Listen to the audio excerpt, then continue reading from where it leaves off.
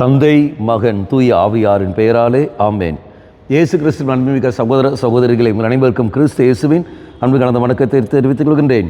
இந்த நற்செய்தி பாகமானது லூக்கா நற்செய்தி 17ஆம் அதிகாரம் 26 முதல் 37 வரை உள்ள திருவாக்கியங்கள். குறிப்பாக 32வது வாக்கியம், லோத்தின் மனைவியை நினைத்து கொள்ளுங்கள்.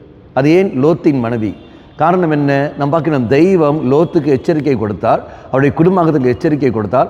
அதுக்கேற்றபடி லோத்து சொன்ன பொழுது, அந்த எச்சரிக்கையை லோத்து எடுத்து சொன்ன பொழுது அவருடைய மனைவி எள்ளி நகைத்தார்கள்.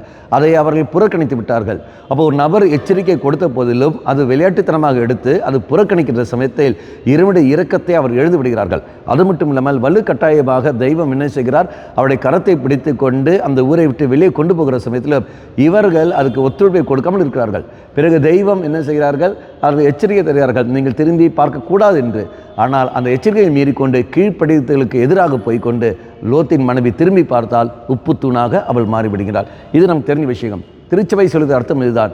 நீ கண்டுகொள்ளாமல் நீ வாழ்கிற சமயத்திலும், இறை வார்த்தைகளை புறக்கணித்து நீ வாழ்கிற சமயத்திலும், கீழ்ப்படுதலுக்கு எதிராக நீ போகிற சமயத்திலும் இதா உப்பு தூணாக நீ மாறுகின்றாய். அது எதனுடைய அடையாளம்? இதோ இழிவின் அடையாளம், அழிவின் அடையாளம். அது அப்படி என்றால் பாவத்தினுடைய அடையாளம். மக்களின் நீயும் நானும் தெய்வத்துடைய பிள்ளைகள் தான் ஒழிய பாவத்துடைய பிள்ளைகள் அல்ல. அப்போ நல்ல ஒரு வாழ்க்கையை வாழ்வதற்கு கீழ்ப்படிந்தல் ஒரு வாழ்க்கை நாம் வாழ முயற்சிப்போம். இறை வார்த்தைக்கு கீழ்ப்படிந்து இறை வார்த்தைக்கு முக்கியத்துவம் கொடுத்து எந்த ஒரு புறக்கணிக்காமல் இறைவனுக்கு மட்டுமே மையப்படுத்தி வாழக்கூடிய வரத்துக்காக நாம் அன்றாடுவோம். கண்களை மூடிக்கொள்ளுங்கள். நல்லவனாய் தெய்வமே, லோத்தின் மனைவியைப் போல அல்லாமல் நாங்கள் உமக்கு கீழ்ப்படுத்தி வாழக்கூடிய சக்தியை தந்திருந்தோம்.